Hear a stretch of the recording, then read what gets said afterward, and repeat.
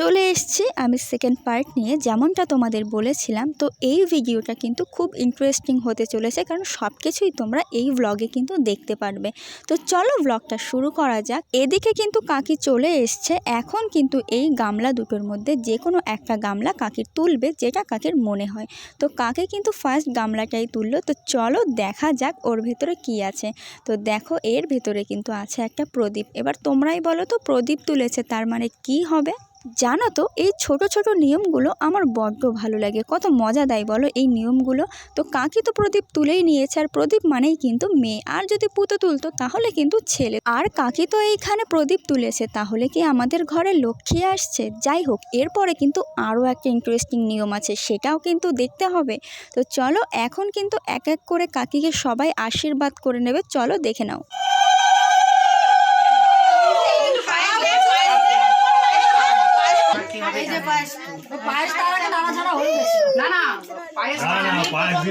তুলে দিয়েছি, ফেটে যায়, নাড়াচাড়া হবে, যা হবে আমাদের অত আপত্তি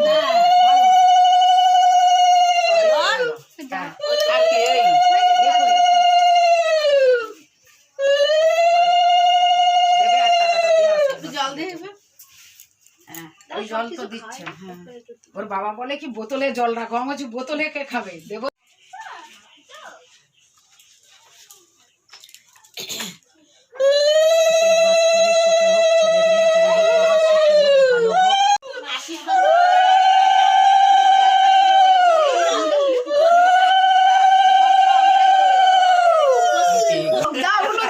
কে হবে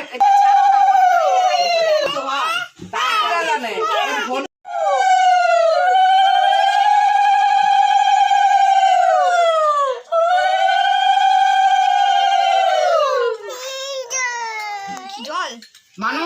এবার আমি বাইরে গেলাম, ভাত দেবে, মাকে ভাত দেয়া দেখছেন।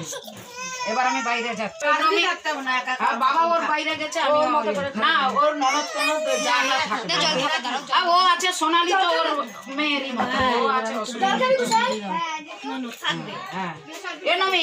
এদিকে কিন্তু আশীর্বাদের পালা শেষ হলো, আর এখন কিন্তু হচ্ছে ফটোশ্যুট।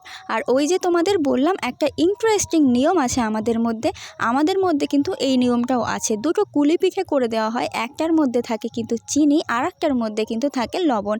এবার তোমরাই বলো তো, আমার কাকি কি খেয়েছে? চিনিটা খেলো নাকি লবণেরটা খেলো?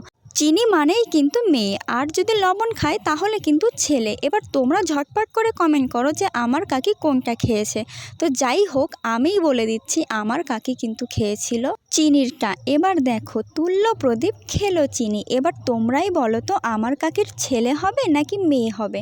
দেখো, আমাদের কোনো কিছুতেই আপত্তি নেই, ছেলে হোক বা মেয়ে, সে যেন সুস্থভাবে হয় আর কাকি যেন সুস্থ থাকে, ব্যাস।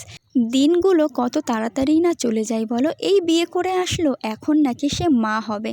তো যাই হোক, সে যেন সুস্থভাবে আসে আর কাকি যেন সুস্থ থাকে, এটুকুই চাওয়া, এর বেশি আর কিছু চাই না।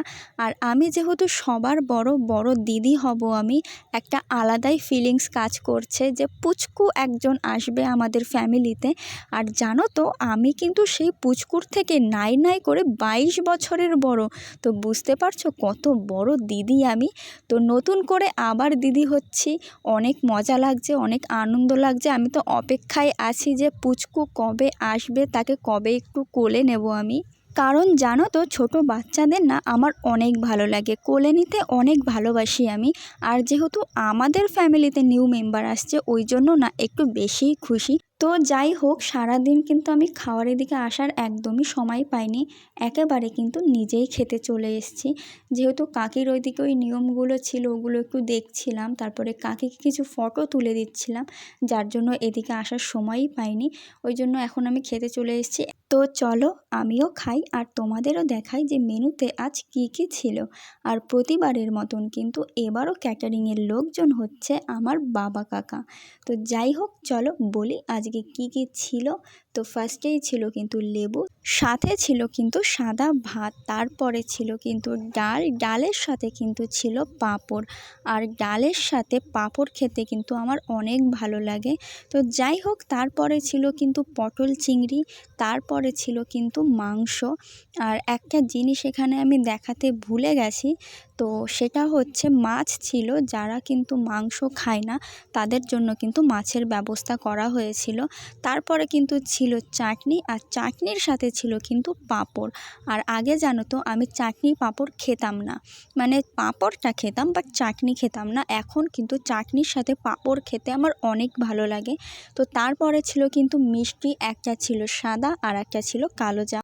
সব শেষে কিন্তু ছিল হজমোলা। আর জানো তো এত পরিমাণে হজমোলা খেয়ে ফেলেছি যে সেদিন আমার দাঁত পুরো টক হয়ে গেছিলো।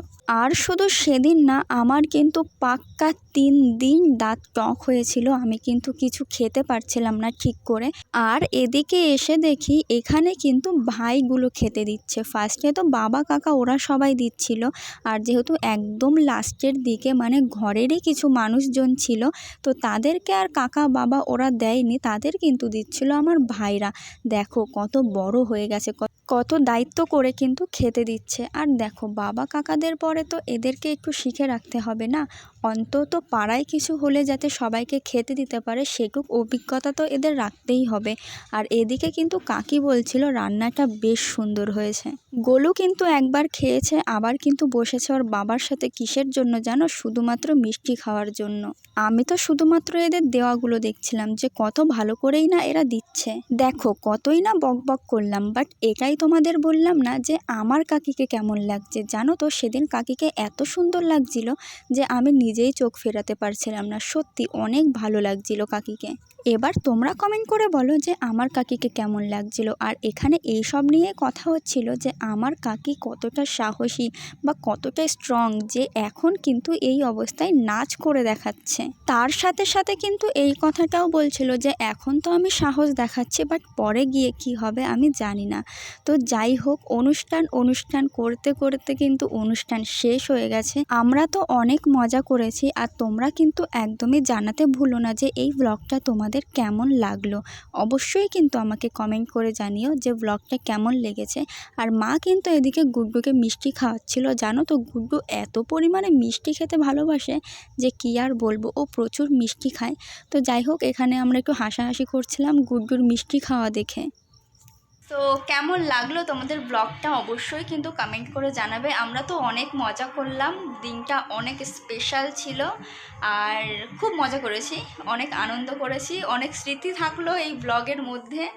তো কেমন লেগেছে অবশ্যই কিন্তু কমেন্ট করে জানাবে। আর চলো আজকের মতন ব্লগটা এই পর্যন্তই রাখলাম। নেক্সট কোনো ব্লগে তোমাদের সাথে আবার দেখা হবে।